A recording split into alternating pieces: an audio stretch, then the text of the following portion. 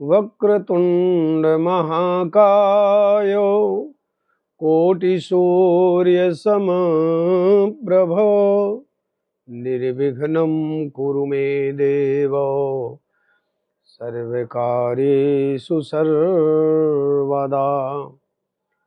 मंगलं कौशलेन्द्राय महनीय गुणाब्धये चक्रवर्ती तनूजाय सार्वभौमाय मंगलम्। तव तत्त्वं न जानामि कीदृशोऽसि महेश्वरो यादृशोऽसि महादेव तादृशाय नमो नमः। धर्मक्षेत्रे महाक्षेत्रे गंगा कालिंदी संगमे प्रयागे परम पुण्ये ब्रह्मलोकस्य वर्त्मनि। अनंतानंद ब्रह्मांड नायक निर्गुण निराकार सगुण साकार सदाशिव बोध भावन देवाधिदेव महादेव यह पावन दिव्य शिव रहस्य की कथा आप सब लोग निरंतर श्रवण कर अपने जीवन को धन्य करते हुए शिव की महिमा कितनी है और शिव कैसे व्यापक है ये भाव श्रवण कर अपने जीवन को धन्य कर रहे हैं। जीव संसार के कुचक्र में फंसा हुआ, माया के कुचक्र में फंसा हुआ और शिव तत्व को नहीं जान पाता है। आइए शिव तत्व के अंतर्गत आज हम चर्चा करते हैं 12 ज्योतिर्लिंगों में जो बहुचर्चित ज्योतिर्लिंग है महाकालेश्वर महादेव, उनकी कितनी महिमा है, उनकी कितनी बड़ी कृपा है और भक्तों पर उनकी कितनी बड़ी कृपा हो जाती है। दर्शन मात्र से कैसे समस्त कार्य पूरे हो जाते हैं।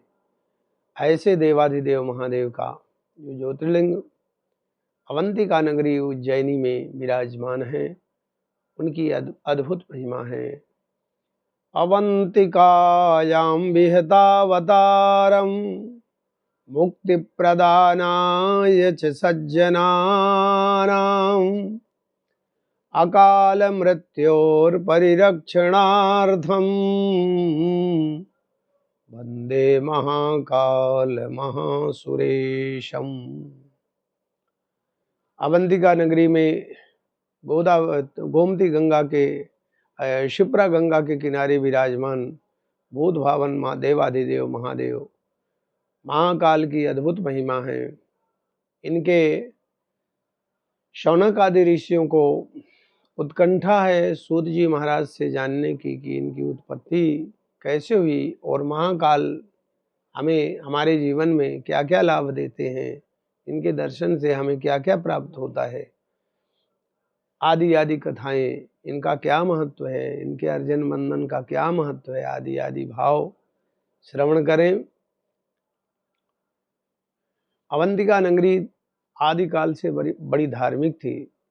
यहाँ एक धर्म नगरी में ब्राह्मण दाम्पत्य निवास करते थे और भगवान शंकर के बड़े भक्त थे। भगवान शंकर के पूजन अर्चन के बिना ये जल भी नहीं पीते थे और प्रत्येक दिन पार्थिव शिवलिंग का निर्माण कर ये पार्थिव पूजन किया करते थे और बड़े समर्पण के भाव से, श्रद्धा के भाव से भगवान शंकर का जब अर्चन वंदन करते, गदगद वाणी से उनकी स्तुति करते तो भगवान देवाधिदेव महादेव बहुत प्रसन्न होते थे। इनके 4 बेटे थे, देवप्रिय, मेधाप्रिय, सुकृत और धर्मबाहु।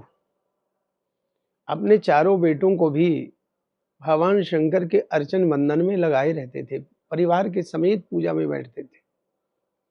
हम तो पूजा कर रहे हैं, लेकिन पूजा में यदि पूरा परिवार बैठता है और पूजन में यदि पूरे परिवार के साथ में हम पूजा करते हैं तो उसका और आनंद है। संस्कार के साथ उन्हें संस्कार तो मिलता ही है, संस्कार के साथ में सारे परिवार के ऊपर हमारे आराध्य देव या जिनकी हम पूजा करते हैं वो देवता प्रसन्न होते हैं। वो ब्राह्मण चारों अपने बेटों के साथ, पत्नी के साथ में अर्चन वंदन करते और दोपहर में प्रसाद पाने के बाद में, भोजन करने के बाद में, इसके बाद में अपने घर गृहस्थी का काम करते। एक ब्रह्मा जी से वरदान पाया हुआ दूषण नाम का दैत्य रत्नमाला नाम की पहाड़ी थी, वहीं पर निवास करता था। नहीं को अस जन्मा जगमाही और प्रभुता पाए काय मद नहीं। संसार में कोई ऐसा जीव नहीं है जो पद प्रतिष्ठा को प्राप्त करके अहंकारी न हो गया हो। अहंकार जीवन के पतन का कारण बन जाता है। अहंकार आपको किसी गर्त में गिरा सकता है। अहंकार पूर्ण बोले गए शब्द भयंकर हो सकते हैं। अहंकार आपके जीवन का अपना ही शत्रु है। अहंकार से क्रोध उत्पन्न होता है और क्रोध से काम बिगड़ जाते हैं। क्रोध से निःसृत शब्द दूसरे पर आघात करते हैं, जिससे प्रतिक्रिया होती है। अहंकार और क्रोध आपके शरीर का शोषण करते हैं। अहंकार भगवत प्राप्ति का शत्रु है। भगवत चरणों तक पहुंचने के लिए अहंकार से परे आपको होना पड़ेगा। जब तक अहंकार घमंड होता है, अभिमान होता है, तो उस अभिमान से मेरे परमात्मा भगवान भूत भावन बहुत दूर होते हैं। इसलिए सदा सर्वदा जो है अहंकार से परे रहे। तो दूषण को जब सब कुछ मिल गया, ब्रह्मा जी का वरदान मिल गया, तो सबसे पहले वो धर्म का ही ह्रास करने लगा, धर्म को ही समाप्त करने लगा। धार्मिक लोगों को धर्म से पृथक करने लगा। तमाम दुनिया में धार्मिक लोगों को, अवंतिका नगरी के चारों तरफ धार्मिक लोगों को नास्तिक बनाया, मार दिया। लेकिन इन ब्राह्मणों पर इनकी किसी प्रकार की कोई वो नहीं चल रही थी। दूषण ने अपने 4 सेवकों को तैयार किया। मेरे बस में सब कुछ हो गए, सब लोग हो गए, लेकिन ये ब्राह्मण परिवार आज भी मेरे बस में नहीं है। तुम जाओ किसी प्रकार से इस ब्राह्मण परिवार को मेरे बस में करो, या तो मेरे बस में हो जाए तो ठीक है, नहीं इन्हें मार दो।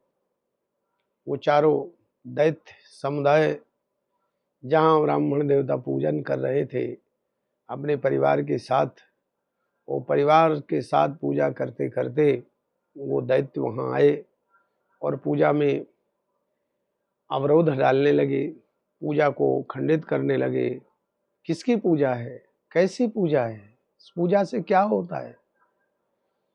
ब्राह्मणों ने निश्चिंत होकर के भगवान शंकर से प्रार्थना करते हैं, प्रभु आपके अलावा हमारा कोई नहीं, न हमारे न ही विद्या, न ही बाहुबल और न ही खर्चन को धाम। हमारे भुजाओं में इतनी शक्ति नहीं कि हम दैत्यों से लड़ सकें। हमारे पास में कोई संपत्ति नहीं कि हम इस संपत्ति के द्वारा किसी को इनसे लड़ा सकें। हमारे पास में कोई ऐसे संसाधन नहीं इनसे हम इनका पारावार पा सकें। हे देवादिदेव आपके अलावा हमारा कोई नहीं है। ऐसा मन में ध्यान करते हुए और ब्राह्मण देवता अपनी पूजा में लगे थे। उन दैत्यों से कहा, ये हमारे आराध्य देव प्रभु भगवान शंकर का अर्चन वंदन है, हम अपने नित्य नैमित्तिक कार्य में इनकी आराधना और पूजा करते। दैत्यों ने कहा, मैं देखता हूँ ये तुम्हारे मिट्टी के जो पार्थिव पूजन चल रहा था, मिट्टी के शिवलिंग तुम्हारी क्या सहायता करते हैं, ये इसमें भी क्या भगवान शंकर हैं तुम्हारे? अभी मैं देखता हूँ और तुम्हारी ये कैसे देवता मदद करते हैं। निकाला है खंजर और मूर्तियों को जैसे खंडित करना चाहा, वैसे ही धरती को फोड़कर महाकाल भगवान, बोले महाकाल भगवान की जय, भगवान महाकाल प्रकट हो जाते और उन दैत्यों को और हुंकार मात्र से दैत्यों को वध कर दिया है। दूषण दैत्य को भी वध करके और ब्राह्मणों को निश्चिंत किया। ब्राह्मणों ने भगवान शंकर की दिव्य स्तुति की। हे देवाधिदेव महादेव आपकी जय हो। हे करुणावत्सल आपकी जय हो। हे दया के सागर, हे घट घट में व्याप्त, हे चराचर जगत के स्वामी आपकी जय हो, जय हो, जय हो। दीन दयालु, दीनों पर कृपा करने वाले, हम जैसे भक्तों पर कृपा करने वाले आपकी जय हो, जय हो। नमामि समीशान निर्वाण रूपम विभुं व्यापकं ब्रह्म वेद स्वरूपम। भगवान की अद्भुत वंदना की, प्रार्थना की। भगवान शंकर कहते हैं, ब्राह्मणों तुम्हारे पूजा से हम बहुत प्रसन्न हैं। जो कुछ भी तुम्हें वरदान मांगना है मांगो। ब्राह्मणों ने वरदान मांगा, प्रभु आपसे क्या मांगना। जीव जब तक कल्पना करता है कुछ मांगने की, जब तक उसके अंदर अल्पज्ञ होता है, भगवान के प्रति समर्पण नहीं होता, लेकिन जीव जब भगवत कृपा से सर्वज्ञ हो जाता है तो कुछ मांगने की स्थिति वो रहती नहीं, ना कुछ मांगता है, ये सब कुछ उसे मिल गया। कहते हैं आप सदा सर्वदा के लिए यहाँ शिवलिंग में विराजमान हो, यहीं पर विराजमान हो जाइए और भगवान देवाधिदेव महादेव महाकालेश्वर विराजमान हो गई। जो मूर्ति आप लोग शिवलिंग आज भी देख रहे हैं वो अनादिकाल से भगवान शंकर का वो ज्योतिर्लिंग विराजमान है। इनकी अर्चना वंदना समस्त कामनाओं को पूर्ण करने वाली है, अभीष्ट फल को देने वाली है। अब इनका महात्म सुनिए। इनके पूजन अर्चन वंदन से व्यक्ति को क्या नहीं प्राप्त हो सकता है। एक राजा थे उस समय, वर्तमान समय में चंद्रसेन। प्रत्येक दिन इनका कार्य था भगवान शिव का अर्चन वंदन करना, भगवान शिव महाकाल के दर्शन करके, और वो दर्शन करके ही अपने अन्य कार्य को करते थे। दर्शन करते, भगवान का अभिषेक आदि करते, जब राजा आते तो स्वाभाविक रूप से वो दर्शन की पंक्ति, जो दर्शन के लोग थे सब दाएं बाएं हो जाते। राजा दर्शन करते, पूजन करते और वहाँ से प्रस्थान कर देते। उसी समय में एक कोई ग्वालिन अपने बेटे के साथ में आती और भगवान शंकर की पूजा करते हुए राजा को देखा लाइन में लगे हुए। राजा पूजा करने के बाद में चले जाते हैं। पहले महाकाल की, अभी कोरोना काल के पूर्व तक ये विधि थी कि आप जितने भी भक्त थे भगवान शंकर को स्वयं महाकाल को जल चढ़ाते थे। हमने न जाने प्रभु की कितनी कृपा रही, अपने राम को अनेकों बार भगवान महाकाल को जल चढ़ाने का, आप सब लोगों को भी जल चढ़ाने का सौभाग्य मिला होगा। लेकिन इस समय अब बाहर से ही दर्शन हो जाते हैं, बाहर से ही जल चढ़ जाता है भक्तों के कारण। क्योंकि भक्तों की संख्या निरंतर सभी तीर्थों में बढ़ रही है। ये भगवान की बड़ी कृपा है और भक्तों को सद्बुद्धि मिल रही है। ग्वालिन के साथ 5-6 साल का जो बच्चा था वो भी साथ में था। वो राजा की विधिवत ध्यान से पूजा देख रहा था और मन में विचार किया मैं भी ऐसी पूजा करूंगा। दर्शन करके ग्वालिन अपने बेटे के साथ में घर जाती। बेटे के तो उत्कंठा थी। बेटे ने यहाँ वहाँ कहीं से एक पत्थर गोल मटोल खोज करके ले आया और जो विधि मंत्र, देखो मंत्र नहीं आते थे बच्चों, लेकिन बच्चे का भाव था, बच्चे का अनुराग था। जहाँ भाव है, अनुराग है, वहाँ भगवान क्या नहीं कर सकते। इतना अनुराग था वो बच्चे में कि भगवान शंकर जो है उस पत्थर में ही मानो समाहित हो गए और वो पूजा करने के लिए जल चढ़ाया। फिर क्रमशः सब वस्तुएं चढ़ाया, सब जो, क्योंकि भगवान शिव के पूजन के लिए यदि आप प्रयास करें तो कोई वस्तु आपको बाहर से लानी नहीं, खरीदने की जरूरत नहीं पड़ती। भगवान कहते हैं मैं प्रकृति पुरुषोत्तम हूँ, जो भी आपको सहज में मिल जाए वो मुझे अर्पित कर दो, मैं उसी से प्रसन्न।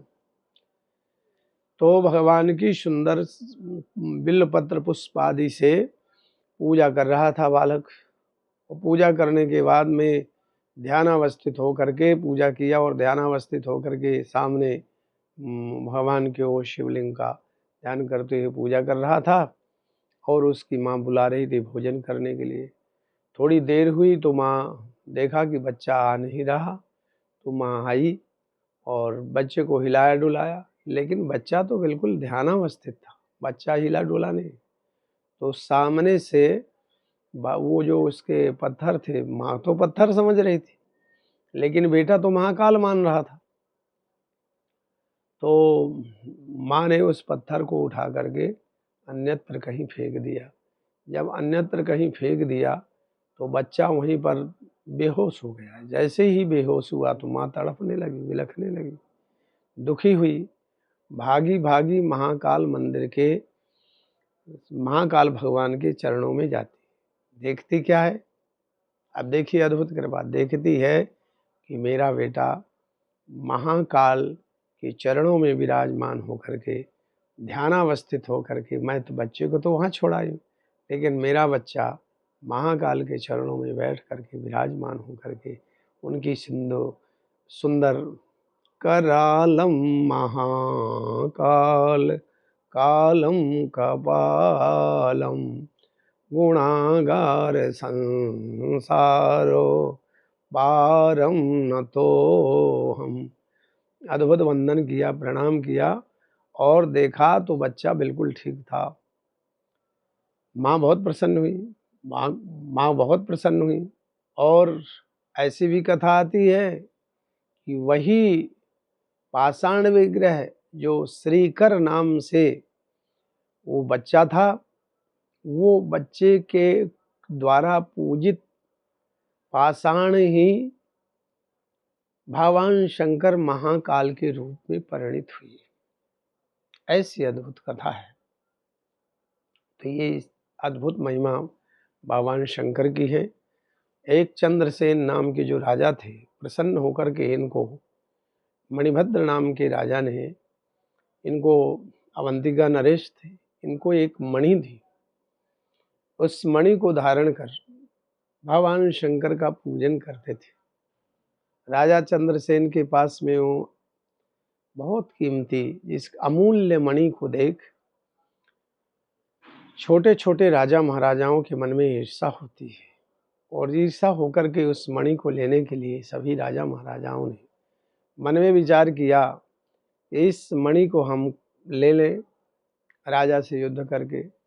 सभी छोटे छोटे जितने भी राजा थे, उन राजाओं ने एकत्रित होकर के एक समूह बनाया कि राजा चंद्रसेन से इस मणि को लेना है। और सबकी सेनाएं एकत्रित होकर, और जब अवंतिका नगरी में प्रवेश करने के लिए इच्छुक है कि अवंतिका नगरी में आक्रमण करेंगे, तो कोई होशियार राजा के चतुर मंत्री ने कहा, एक बार देख भी तो लो, अवंतिका नगरी ऐसे नहीं है, एक बार देख लो कि क्या आप सब लोग राजा चंद्रसेन से विजयश्री प्राप्त कर सकते हो। तो अपने गुप्तचर दूतों को भेजकर रात्रि में भेजा। तो इस अवंतिका नगरी में देखते क्या है, अवंतिका नगरी में पाया गया, अवंतिका नगरी में देखते हैं कि चतुर्दिक भगवान शंकर के गणों का पहरा है। चतुर्दिक भगवान शंकर के गण पहरा कर रहे हैं और कोई प्रवेश नहीं कर सकता है। जहाँ देखो वहाँ भगवान शंकर के गण लोग बिल्कुल एक तरफ से लाइन लगाए हुए, कहीं प्रवेश करने की जगह नहीं। मंत्रियों ने आकर के उन राजाओं से बताया कि आप अपने आप चल करके देखो तो सही। और उन छोटे छोटे राजाओं ने देखा कि चतुर्दिक भगवान शंकर इस अवंतिका नगरी की रक्षा में स्वयं लगे हुए हैं। दूसरे दिन राजा चंद्रसेन के चरणों में आकर के गिरते हैं कि राजन, हमसे भूलवश हम आपके ऐश्वर्य को, आपके ऊपर भगवान शंकर की इतनी अद्भुत कृपा है कि हमको नहीं पता था। आपकी जय हो, हम आपके चरण शरण में हैं, हमें आप माफ़ करें। तो राजा चंद्रसेन ने शायद कहा कि आप भगवान महाकाल के चरणों में जाओ, और उन्हीं से क्योंकि अवंतिका नगरी का जो अपराध है भगवान शंकर का अपराध माना जाता है, तो आप जाकर के भगवान शंकर से ही अपराध की क्षमा मांगो और भगवान शंकर के पास में जाकर के अपने अपराध का कि क्षमा मांगते हैं या आशुतोष हमें आप क्षमा करें, तो भगवान शंकर तो अविलंब में प्रसन्न हो जाने वाले देव हैं। भगवान शंकर प्रसन्न हो जाते हैं सभी के ऊपर। इस प्रकार से महाकाल की अद्भुत महिमा है। दर्शन करने मात्र से, जल चढ़ाने मात्र से समस्त आदि व्याधि दूर होती है, रुके हुए काम समाप्त होते हैं और व्यापार बिल्कुल ठीक हो जाता है।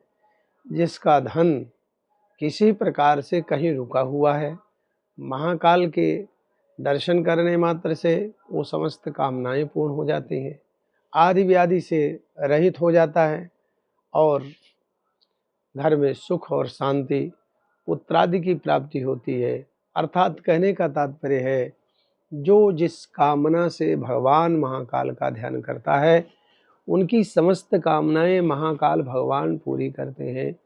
इस प्रकार से अद्भुत सौराष्ट्रे सोमनाथम च श्रीशैले मल्लिकार्जुनम उज्जैन्याम महाकालम ओंकारम ममलेश्वरम। महाकाल भगवान का इतना महत्व है।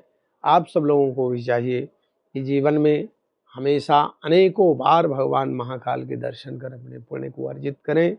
अब आइए श्रवण करते हैं मल्लिकार्जुन भगवान की सुंदर उत्पत्ति की कथा, इनका वर्णन। श्रीशैले मल्लिकार्जुनम। श्रीशैल पर्वत कहाँ पर विराजमान है? हैदराबाद के सन्निकट श्रीशैल नाम का पर्वत है, क्रौंच पर्वत है।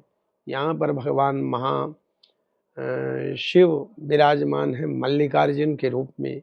मल्लिका कहा गया है माँ भगवती पार्वती जी को, और अर्जुन का तात्पर्य भगवान स्वयं शंकर से हैं, तो वहाँ पर गौरी शंकर के रूप में भगवान मल्लिकार्जुन में विराजमान हैं। अद्भुत दर्शन है भगवान के। ऐसे मल्लिकार्जुन भगवान की उत्पत्ति का कारण है। जब भगवान शंकर गणपति जी का विवाह कर उनके संतान आदि हो जाती हैं और स्वामी कार्तिकेय जी धरती की परिक्रमा करने के लिए निकले थे मयूर वाहन पर विराजमान होकर, तो यत्र तत्र भ्रमण करते हुए जब लौट रहे थे तो रास्ते में देवर्षि नारद के द्वारा पता चला कि आप जा रहे हैं, इस प्रथम विवाह आपका होगा। लेकिन गणेश जी का विवाह हो गया, उनकी बच्चे भी हो गए और भगवान शंकर के साथ में वो बड़े प्रेम से रह रहे हैं। बड़े दुखी हुए स्वामी कार्तिक जी, और कार्तिक जी दुखी होकर के वापस आते हैं। भगवान शंकर माँ भगवती पार्वती जी को वंदन करके इन्होंने कैलाश को छोड़ करके क्रौंच पर्वत श्रीशैल पर्वत पर जा करके विराजमान होते हैं। और करते क्या हैं? भगवान शंकर की आराधना। चंद्रशेखर चंद्रशेखर चंद्रशेखर पाहि मां, चंद्रशेखर चंद्रशेखर चंद्रशेखर पाहि मां। भगवान शंकर की निरंतर उपासना करते हैं और उन्हीं के ओम नमः शिवाय मंत्र पंचाक्षर और जपत मिटत सब क्लेश भयंकर। भयंकर से भयंकर कष्टों से दूर होना है तो भगवान शंकर को की शरण में चले जाओ। भयंकर से भयंकर क्लेश दूर हो जाएंगे। भगवान भूत भावन शंकर का ध्यान करते हुए, उनका स्मरण करते हुए नमः शिवाय मंत्र पंचाक्षर के उच्चारण करने मात्र से ही वर्षों के बाद में माँ पार्वती जी को दुखी अनमनस्क शिव जी ने देख करके निवेदन पूर्वक पूछा है, आप कृपा करके बताइए कि आप क्यों दुखी? पार्वती अम्बा कहती है, मुझे कार्तिक स्मरण आ रहे हैं, कार्तिक की याद आ रही है, बच्चे के बिना मैं दुखी हूँ। तो शंकर भगवान कहते हैं कि चलो मैं मिला करके लाता हूँ। शंकर भगवान पार्वती जी के साथ में जब श्रीशैल पर्वत पर पहुँचे तो स्वामी कार्तिकेय ने भव्य स्वागत किया। अपने माता पिता का भव्य स्वागत करने के बाद में पार्वती जी के नेत्र सजल हो गए। कार्तिक जी ने पूछा, माँ आपकी आंखों में आंसू है, क्या कारण है? आप दुखी हैं? माँ जगदम्बा पार्वती जी कहती हैं, बेटा तुम्हारे कारण, तुम कैलाश चलो। कार्तिक जी ने अपने विनम्र शब्दों में माँ भगवती पार्वती जी से निवेदन किया कि आप सदा सर्वदा के लिए यहाँ पर विराजमान हो जाओ, मैं आपकी सदा सर्वदा सेवा करता रहूं। और जगदम्बा पार्वती भगवान शंकर भोलेनाथ एक रूप में यहाँ पर मल्लिकार्जुन के रूप में विराजमान होकर के आज भी समस्त भक्तों को अभीष्ट फल को देते हुए भगवान मल्लिकार्जुन विराजमान हैं। इनके दर्शन करने मात्र से भगवान शिव भक्तों को परम शांति मिलने के साथ उनके चरणों में बड़ा अनुराग होता है, उनकी भक्ति मिलती है, उनकी समस्त कामनाएं पूर्ण होती हैं। इस प्रकार से भगवान इनकी मल्लिकार्जुन की बड़ी महिमा है। भक्तों को चाहिए सदा सर्वदा इनके दर्शन करते रहें, अभीष्ट फल को प्राप्त करते रहें, इनकी बड़ी महिमा है। सौराष्ट्रे सोमनाथम च श्रीशैले मल्लिकार्जुनम उज्जैन्यां महाकालम ओंकारम ममलेश्वरम। अब आइए उज्जैन्यां महाकालम ओंकारम ममलेश्वरम। ओंकारेश्वर भगवान का महत्व सुनते हैं। ओंकारेश्वर भगवान की अद्भुत कथा आती है। विंध्याचल नाम का एक पर्वत है, जो पर्वत पहले सब साकार रूप में प्रकट हो जाते थे आवश्यकता के अनुसार। विंध्याचल पर्वत के पास में एक बार देवर्षि नारद पधारते हैं और देवर्षि नारद से विंध्याचल पर्वत ने निवेदन किया कि क्या मेरे बराबर भी कोई पहाड़ पर्वत हैं। देवर्षि नारद समझ गए कि विंध्याचल को अहंकार हो गया है। तो विंध्याचल ने कहा, देवर्षि नारद ने विंध्याचल से कहा, मंदराचल पर्वत, सुमेर पर्वत बहुत ऊंचे हैं, उनके सामने आप कुछ भी नहीं है। निवेदन किया, मैं कैसे सबसे बड़ा हो सकता हूं। देवर्षि नारद कहते हैं, शिव आराधना, भगवान शंकर की आराधना ही सबसे बड़ा बनाती है।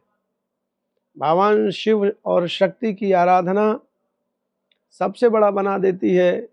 या अपनी भावना के अनुसार देवताओं में ही शक्ति है। को बड़ छोट कहत अपराधो, कोई बड़ा नहीं कोई छोटा नहीं, हमारा समर्पण है। सभी भक्त, सभी देवी देवताओं में वही सत्ता है, किसी का खंडन नहीं, सब में सत्ता है। तुलसी अपने राम को रीज भजय सो खीज, अपने आप को समर्पित करने की बात है।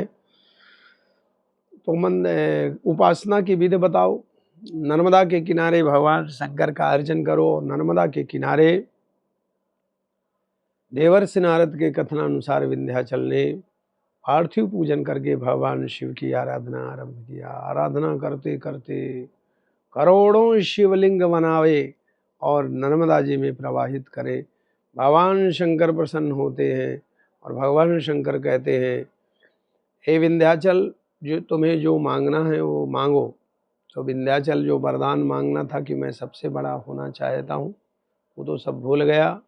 भगवान शंकर के दर्शन करते हुए अहम टूट गया। भगवान शंकर के चरणों में गिर करके निवेदन पूर्वक विंध्याचल ने कहा, प्रभु मैं आपकी चरण शरण में हूँ और मैं ये चाहता हूँ कि आप सदा सर्वदा के लिए यहाँ नर्मदा के किनारे विराजमान हो जाइए। तो विंध्याचल पर्वत की प्रार्थना पर भगवान शंकर ओंकारेश्वर के रूप में, शिवलिंग के रूप में वहाँ पर विराजमान हुए। नर्मदा जी के एक तरफ उत्तर की ओर और दक्षिण की ओर ममलेश्वर, इन्हीं को परमेश्वर कहते हैं, ममलेश्वर परमेश्वर के रूप में विराजमान हुए। दोनों ज्योतिर्लिंगों को के दर्शन करने से एक ज्योतिर्लिंग का पुण्य मिलता है। इनके दर्शन करने मात्र से समस्त पाप संताप दूर हो जाते हैं।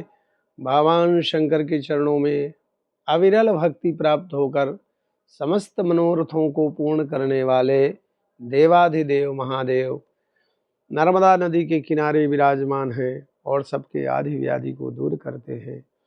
दर्शन करने मात्र से समस्त क्लेश दूर हो जाते हैं। इस प्रकार से ओंकारेश्वर और ममलेश्वर की अपार महिमा है। आप सब लोगों को भी चाहिए इन ज्योतिर्लिंगों के दर्शन कर अपने जीवन को धन्य करें। परल्याम वैद्यनाथम च, कल वैद्यनाथ भगवान के महात्म को श्रवण करेंगे। बहुत बहुत धन्यवाद के साथ श्रीमती विजय धीर्य को ये सुंदर दिव्य शिव महिमा शिव रहस्य की कथा श्रवण कराकर आज हमसे कृष्णम भैया बता रहे थे कि एक दिन की कथा में यूट्यूब, फेसबुक और व्हाट्सएप के माध्यम से 6.5 लाख लोगों ने एक दिन ही इस कथा का लाभ लिया है।